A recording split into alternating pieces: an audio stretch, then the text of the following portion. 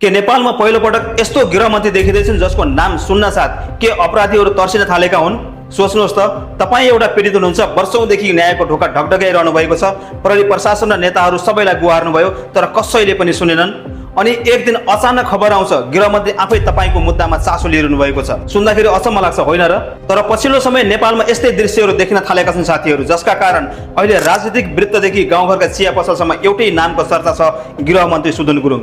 आखिर सुदन गुरुङले के यस्तो गरिरहेका छन् जसले गर्दा आज भ्रष्टाचारीहरूको भागाभाग भइरहेको छ र आम जनताले खुलेरै भनिरहेका छन् देशमा बल्ल सरकार भएको महसुस भयो। आउनुहोस् आजको यो भिडियोमा विश्लेषण गरौँ उहाँका 3 यस्ता सरप्राइज एक्सन जसले सिङ्गो प्रणालीलाई नै हल्लाइदिएको छ। सरप्राइज एक्सन 1, सीमा नाकामा अन्डरकभर गृहमन्त्री। कहानी सुरु हुन्छ गत असार महिनाबाट। बारा र पर्साको सीमा नाका जहाँबाट वर्षौंदेखि सेटिङमा तस्करी हुने गरेको जनगुनासो थियो। सामान्यतया कुनै मन्त्री जाँदा के हुन्छ, रातो कार्पेट, प्रहरीको लस्कर र पहिले नै सेट गरिएको दृश्य।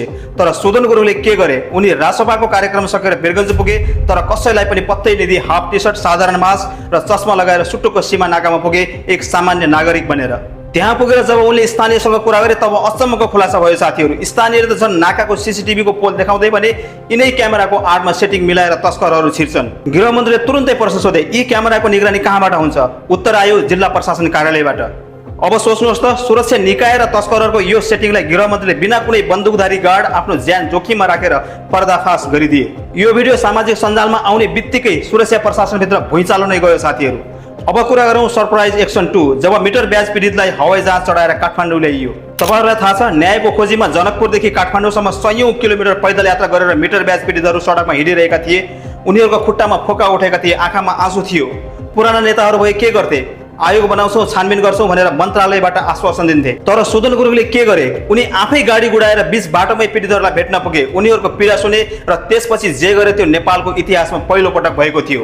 उनले ती गरिब र असहाय पीडितहरूलाई सडकको शास्तिबाट मुक्त गराउन सिधै हवाई जहाजमा चढाएर सम्मानका साथ काठमाडौँ ल्याए। काठमाडौँमा उनीहरूसँग ठोस सहमति भयो र आज ती मिटर ब्याजी पीडितहरू निर्धक्क भएर आफ्नो घर फर्किसकेका छन्। यति मात्र होइन, माइतीघर मण्डलामा धर्ना बसेका पीडितहरूलाई पनि उनले सडक पेटीमै पुगेर भेटेर त्यहाँबाट समस्या समाधानको फाइल अगाडि बढाएर उनीहरूलाई घर फर्काइदिए। अब कुरा गरौँ सरप्राइज एक्सन 3, स्कुल भित्रैको दुर्व्यवहार र इन्स्ट्यान्ट एक्सन।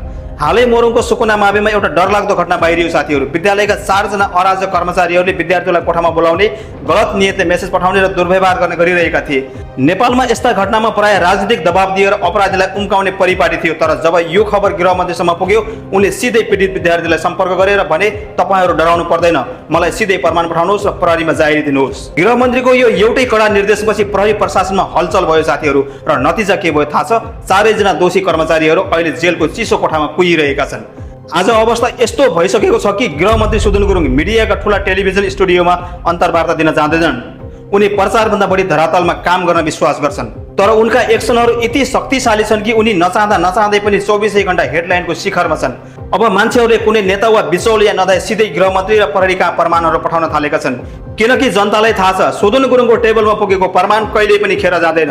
त्यसैले अपराधीलाई सिधै हतकडी लगाउँछ। सेटिङ मिलाएर बसेका भ्रष्टाचारी, कालोबजारी र तस्करहरूको भागाभाग मचिएको छ साथीहरू। हिजोसम्म कानुनलाई खल्तीमा हालेर हिँड्नेहरू आज थरथर कापिरहेका छन् भने वर्षौंदेखि पिसिएका आम नागरिकले पहिलो पटक देशमा हाम्रो पनि अभिभावक छ भन्ने महसुस गरिरहेका छन्। तपाईहरुलाई गृहमन्त्री सुदन गुरुङको यो काम गर्ने तरिका कस्तो लाग्यो? के नेपालका हरेक मन्त्रीले यस्तै गर्नुपर्छ? आफ्नो विचार पक्कै पनि कमेन्टमा लेख्नु होला र भिडियोलाई एक शेयर गरी सबै सामु पुर्याइदिनु होला है त।